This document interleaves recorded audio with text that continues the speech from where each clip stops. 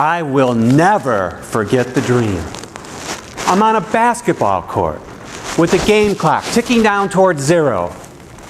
I steady the ball and then begin to dribble in rhythm to the crowd's chants.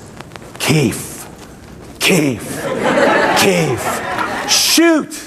I let the ball fly towards the rim and beyond. 6 rows into the crowd, which begins to laugh hysterically at me. I awake in a sweat, realizing that I've had another basketball phobia-related nightmare. My fear of basketball began on the concrete driveway of my childhood home in Chicago. Dad built a backboard on our garage, where my older brothers and their friends played every day. I begged them to let me try, but even then, they saw that I lacked 3 essentials for basketball greatness: height, the ability to dribble, and vertical lift. One day, they got tired of me whining and let me play.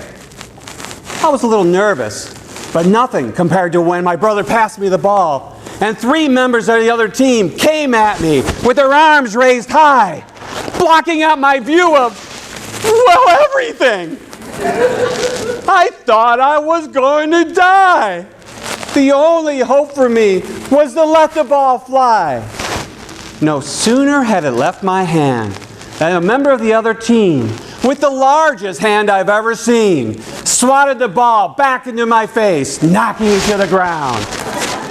I lay there, and he approached me. He could see the word Wilson printed backwards on my forehead and cheek. And he gloated and said, "Rejected!" And that is when I had my first basketball-related phobia. Megalophobia. The fear of large things. You might think I'd give up basketball after an experience like that. But a few months later, I was in my high school gym class, found out we were studying the sport of basketball, and I had to participate to get a passing grade. I turned to some of my classmates and I said, "I feel just like Michael Corleone in The Godfather Part 3.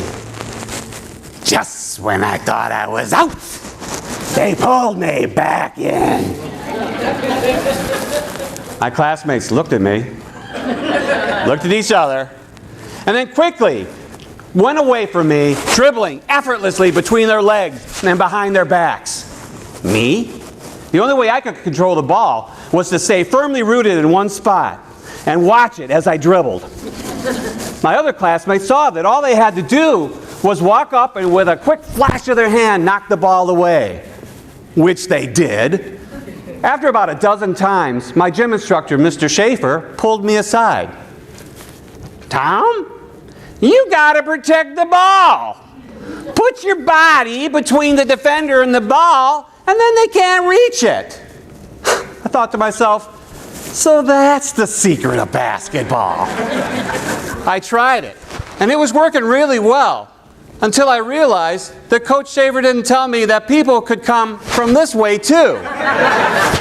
Which they did, and with a quick flash of the hand, knocked the ball away again. We were divided up into teams for an intramural tournament. And my team quickly realized that the #1 key to their success would be to keep the ball away from Keefe at all costs. They positioned me just inside the half-court line, where I stood, dejected, for 2 games as everyone else ran back and forth. At the beginning of the 3rd game, I was at my usual position, and my teammate Charlie brought the ball up, looked at me at half court, and for some inexplicable reason passed me the ball. Suddenly, 3 members for the other team charged at me with their angry waving hands. The crowd started chanting, "Keefe! Keefe! Keefe! Shoot!" I let the ball fly towards the rim, missing it by only 30 feet. After that game, Coach Schaefer pulled me aside again. "Tom, I think we both realize that you are not destined for the Basketball Hall of Fame. However, I can make you a good shooter." And that's when he taught me the shot that forever changed basketball for me. He taught me the hook shot. I positioned myself between the defender and the ball. Dribbled once. Before someone could sneak up from behind, I leaned towards the rim and let it fly over the hands of the defenders. I was getting pretty good at it, and just in time, because my team somehow made it to the championship game. The game was close, a seesaw battle. In fact, it was tied with only a few seconds left on the game clock. Charlie brought the ball up towards half court, looked at me standing there, looked at our other teammates closely guarded, looked at the game clock, and then, for some inexplicable reason, passed me the ball. The crowd started cheering, "Keefe! Keefe!" As they were saying Keefe for the third time, I stood between the defenders and the ball, dribbled once, and as they yelled out, "Shoot!" I let the ball fly towards the rim, missing it by only this much. But fortunately, John from my team was there, caught the rebound, and laid it in for the winning shot.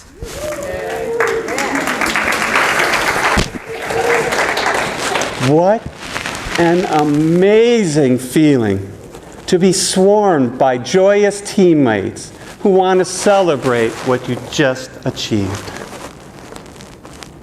At least that's what John told me later. As for me, I was celebrating the fact that I overcame my third and final basketball-related phobia, atychophobia, the fear of failure.